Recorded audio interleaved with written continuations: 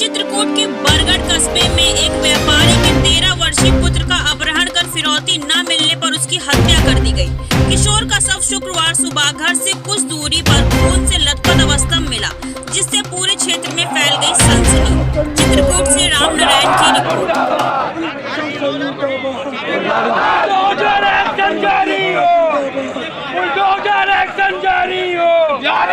केसरवानी जी का एक 13 वर्षीय बच्चा आयुष,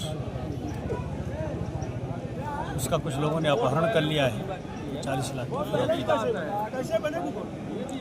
इस सूचना पे आसपास के जो थाने हैं वो तो विदिन 10 मिनट सक्रिय हो गए। 1 घंटे के भीतर हमारी सर्विलांस की टीम, एसओजी की टीम, स्वाट की टीम और लगभग 10 थानों का फोर्स यहाँ आया। एसटीएफ एडीजी येलो साहब वहाँ से हमारी मदद कर रहे थे। एसटीएफ प्रयागराज की टीम आई, बादा की एसओजी आई, डीआई साहब और एडीजी साहब लगातार हमारा मार्गदर्शन कर रहे थे। और लगभग मुझे लगता है मेरे यहाँ पहुँचने के 1 घंटे के, मैं रास्ते में ही था तभी बहुत सारी चीज़ें क्लियर होने लगी थी।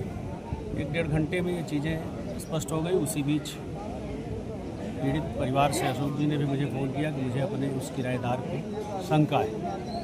हमारा इलेक्ट्रॉनिक सर्विलांस कहीं न कहीं उसी तरफ जा रहा था, इस नाते फिर हम लोगों ने आगे कार्रवाई की।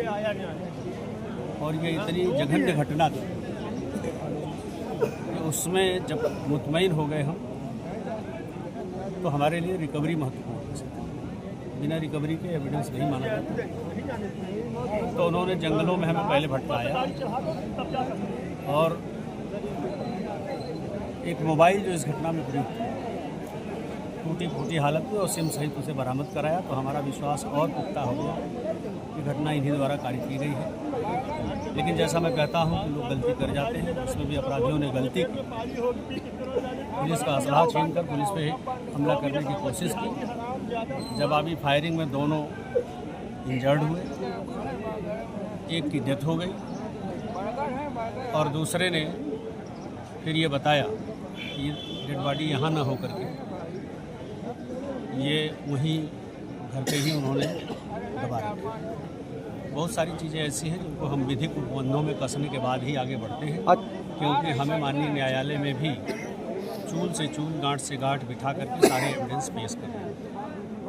आगे भी मैं आप सबको आश्वस्त कर रहा हूँ कि इस घटना में जो भी कठोर से कठोरतम कार्यवाही हो सकती है वह सब की जाएगी। उसकी मानगी शायद घटना के 6-7 घंटे के भीतर ही आप लोगों ने देख